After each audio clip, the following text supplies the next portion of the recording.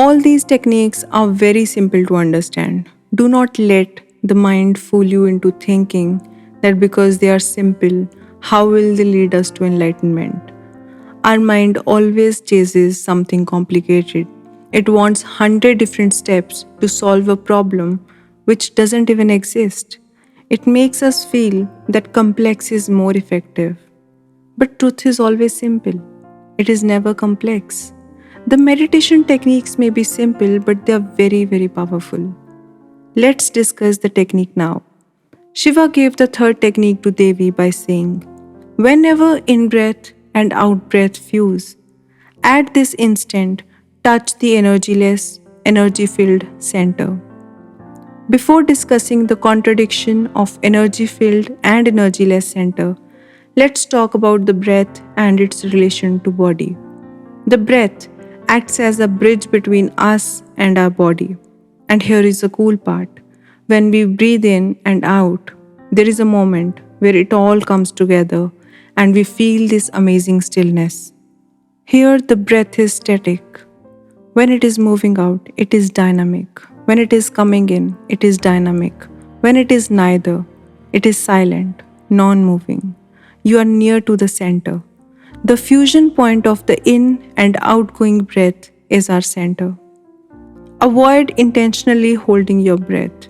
Allow your body to breathe naturally. Sit comfortably with closed eyes. Focus on your breath and pay full attention to the gap between each breath. Try not to miss any of these gaps. With consistent practice, you will notice your breath becoming slower, softer, and gentler without any effort. The length of your breath may increase, and you might breathe fewer times per minute. As you become aware of the stillness and the gap between breaths, your mind will become calmer, resulting in fewer thoughts and increased feelings of peace and joy.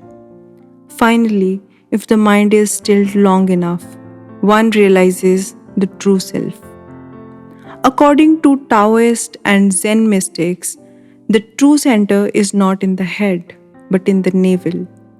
So when the breath goes out, it moves from this center point, the navel. That's why the breath goes towards the center before moving out. Growing up, we often forget to breathe deeply.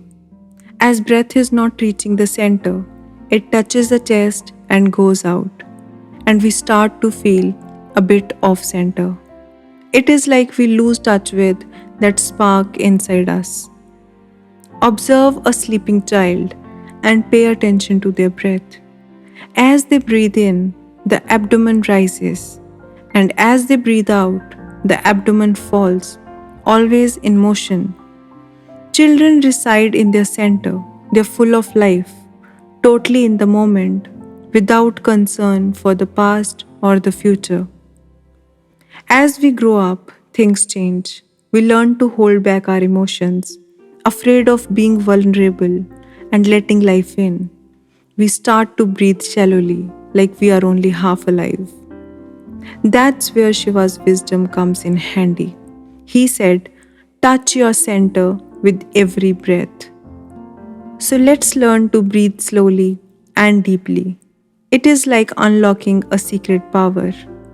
Shiva explains that when the in-breath and out-breath merge, you should connect with the center that is both energyless and energy-filled.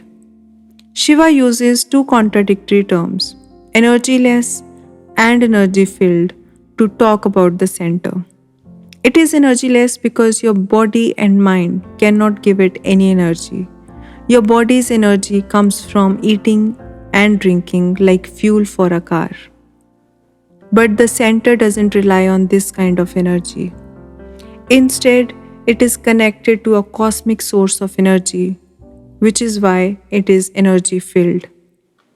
When you focus on the center, where your breath merges during in-breathing and out-breathing, and become aware of it, that's when the enlightenment happens.